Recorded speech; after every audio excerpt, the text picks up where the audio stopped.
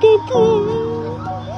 He thought I was gonna kill me. You call your son? I just say, Dad, my phone is there. Oh, okay. He looked right at me, and then he just paused, and I ran out the back door, and I didn't know where he went. I saw him standing there. That's who shot up the place. We ran out the door at the same time, and he looked at me, but he was really scared, and I didn't know. It was the manager, one of the managers. Oh, just left out the break room. Manager come in there, started capping people up in there. They came in here, started dumping, man. As soon as I left out the break room, he went in there, man. By the grace of God, yo. Sadly, Walmart on Battlefield. Call your peoples if they work up here, check on them if you ain't heard from them. You know what I'm saying? But yeah, man. Sad. He waited. Yeah, he plotted this. You can tell he plotted this shit. This woman literally chopped her baby's arms off with a kitchen knife, all because God told her to. Dina and John Schlosser lived in Plano, Texas with their 3 daughters, ages 9, 6, and 10 months old. On November 22nd, 2004, John got a call from Dina saying she'd just cut off their baby's arms. He thought she was joking, even though Dina had a history of mental illness. Regardless, when you hear a claim like that, it should be taken seriously. Instead of calling the police, John called the pastor of his church. The pastor told John to call someone who can check on Dina and their baby Margaret to make sure everything is okay. He then called his neighbor Carolyn, who worked at a daycare center in the area, and asked for them to check on Dina and Margaret. Carolyn called Margaret on the phone, and that's when things started to get real. It's unclear what the phone call entailed, but whatever it was, it led a fellow daycare employee to call the police. 911 dispatcher Steve Edwards then called Dina to see if everything was okay. Dina picked up the phone and calmly told Steve she just cut off her baby's arms. Steve asked Dina if she wanted to help her baby, and she smugly said no. As if this woman didn't already seem crazy enough, Steve said he heard church hymns playing in the background. Like, what is this woman's deal? With that, police officers and paramedics rushed to the scene. Officer David Tilley was the first to arrive. He found Dina covered in red fluid with a gash on her shoulder and a 9-inch kitchen blade in her hand. One report said she was sitting at her computer table, casually reading her Bible with the gospel song "He Touched Me" playing in the background. Oh my god, this is like straight out of a horror movie. David was able to convince Dina to hand him the blade, and when she did, he noticed pieces of flesh on it. Ugh, I bet his stomach was in knots. More officers showed up, and they found the almost 11-month-old baby Margaret in her crib in the back bedroom. Sadly, the claims were true. Margaret's arms had indeed been cut off, and she was losing fluid quickly. Margaret was rushed to the hospital while officers interviewed Dina. Dina showed absolutely no emotion during her interview. She admitted to cutting off her baby's arms with a dazed look in her eyes. Apparently, Dina saw this story on the news about a lion attacking a young boy and took it as a sign of the apocalypse. God then commanded her to cut off the arms of her baby, and she obeyed. Dina also said God told her to cut her arms off after that, which is why she had the wound on her shoulder. During her interview, Dina was praying. She said, "Thank you, Jesus. Thank you, Lord." She was also humming church hymns. It's so messed up. As for Margaret, it was too late to save her. Not only were both of her arms completely severed at the shoulder, but Margaret also had over 50 wounds on her face. From the grub truck, you see the girls walk into the frame and up to the food truck. It appears they're with a young man, the one in the hat and dark jacket. Here you can see him put his hood on. He hangs back several feet behind the girls as they order from the food truck. He then follows Kaylee and Maddie after they order and stands right next to them. It looks like he never ordered any food, but you can see him talking to other people there. Several minutes later, the girls grab their food, take a picture, laugh and talk to each other, and quickly walk away. One of the people the young man is talking to points out that the girls left. He throws up his hand, waits a moment, and then appears to walk after them. You see him wave at the girls and then walk a separate direction. This recording shows all three are at the food truck for about 10 minutes, and police say This is Peter Scully, one of the worst pedophiles in world history. I'm about to tell you his story, but seriously guys, this one is incredibly disturbing. It's so dark, and viewer discretion is really advised for this video. So Peter Scully, he's still alive. He was from Australia, he had a family there, but he was engaging in criminal activities and he eventually fled the country and moved to the Philippines. And this is where the darkness really began. While he was in Australia, Peter Scully started up an international child sex abuse ring. The things that were done to these kids are, I can't even talk about them here on TikTok, but he also started up a pay-per-view video service. And with these videos, he was producing CP, but one of the most extreme forms of CP that can possibly be produced.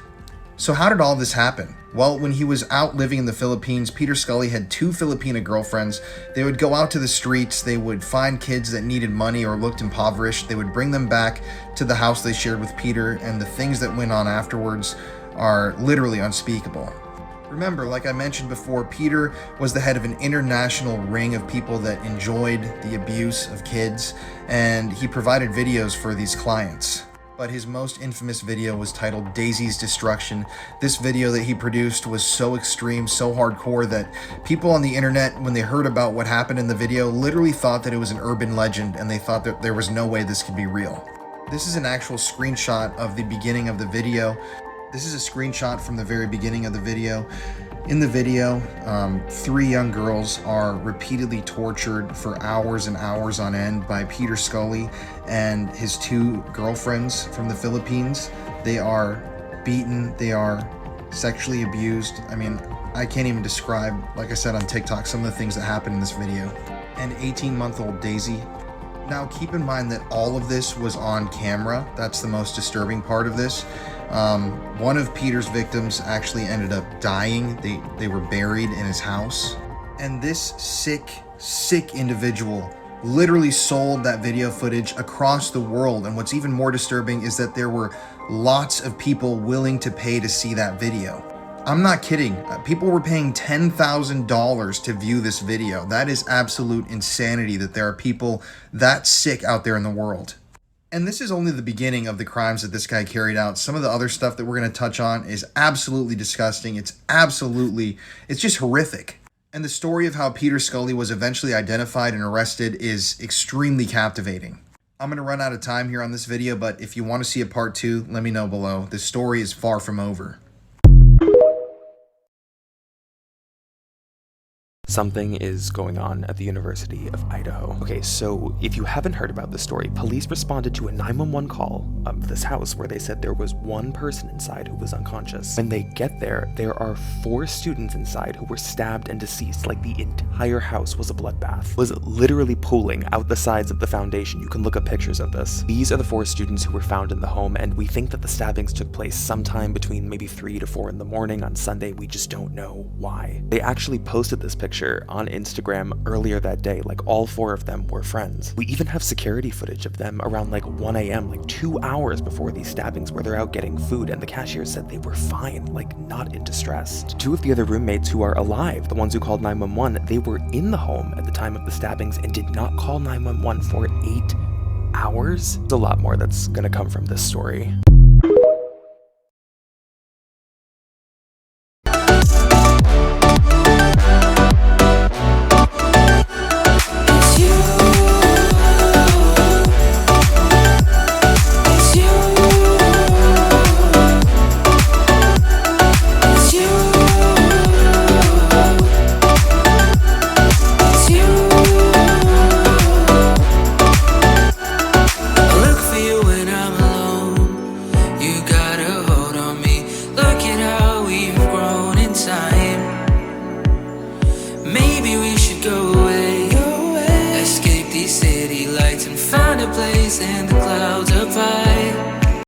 So the first time I was on parole, the San Jose police officer tried to get me to snitch on somebody or else take me to jail on a bogus technical violation. I had just left the parole office. In fact, I had just left the parole office for what was supposed to be my last time going there because my parole agent was getting ready to discharge me from parole. I noticed there was something wrong with my truck. I took an exit and pulled over the side of the road. That's when, a few minutes later, a San Jose police officer pulled up behind me. When the cop approached me, he asked me what was wrong. I told him that my truck had broken down, that I had called a tow truck and was waiting for it to arrive. I also told him that I had called my then wife to come pick me up and that we would escort my truck over to the auto shop. He then went ahead and asked me if I was on probation or parole. Of course, I had to tell him, so yes, I was on parole. This meant that it was time for him to call backup. So while we were waiting for his backup, my wife, and the tow truck to show up, he started to accuse me of being on drugs. I told him I'm actually clean and sober right now. In fact, I just left the parole office where I gave a P test, my last P test, because I was getting discharged from parole. He didn't seem to care. He also wasn't convinced. He said once a tweaker, always a tweaker. Once his backup showed up, he had me stand in the parking lot with his partner while he proceeded to tear apart my truck. Literally, tear it apart. He searched it top to bottom. After not finding anything, he decided that he would take my dash off. So he actually popped off the plastic from my dash, convinced that maybe I'd be hiding dope in there. Of course, he didn't find anything, but at some point, he said, "Aha, I got you," and he walked over. What he had found was a necklace, my wife's necklace, a necklace that she must have taken off and lost at some point and then forgotten about. What he was taking issue with was the fact that the necklace had a pendant, and the pendant was a fake jeweled bullet. Not a live bullet, not a real bullet. It was like something that might have been a .22 on a pendant ring with like a little gem in it. Clearly not a firearm. But he basically said, "I could take you to jail for this right now." I said, "Dude, it's jewelry. It's not a bullet." He says, "Yes, I know, but I can still take you to jail. So we're going to make a deal." He told me that if I didn't give him the names of 3 drug dealers, that he was going to take me to jail for that piece of jewelry. Now, I hadn't done drugs in years, and I told him as much. Look, man, even if I wanted to help you, which I won't, I don't even know any drug dealers anymore. And he repeated that line, once a tweaker, always a tweaker. And so that's when my wife showed up. And the cop had the cojones to offer her the same deal. He looked at her and he says, your husband's going to go to jail today if you don't give me the name of 3 drug dealers. And she's like, "I don't even do drugs. What are you talking about? And what are you taking him to jail for?" That's when he held up the necklace. And she's like, "That's mine." He's like, "I know, but I can still take him to jail for it." She's like, "It's not even a crime." And he's like, "Yeah, but it'll take him like 3 or 4 months to figure that out. And the whole time he's going to be in jail for it." So this went back and forth for like a half hour. And finally, I just got this idea. I said, "Look, man, check this out. I don't know any drug dealers, but I can get you some names. So you give me your card, you give me your phone number, and I will call you later on this weekend, and I'll give you those names. How about that?" And he actually agreed to it. He gave me his card with his badge number and everything, and we left. So I waited the entire weekend out hiding at a friend's house until Monday morning rolled around. I called my parole agent, told her what had happened, and she called the San Jose Police Department and had that shit squashed.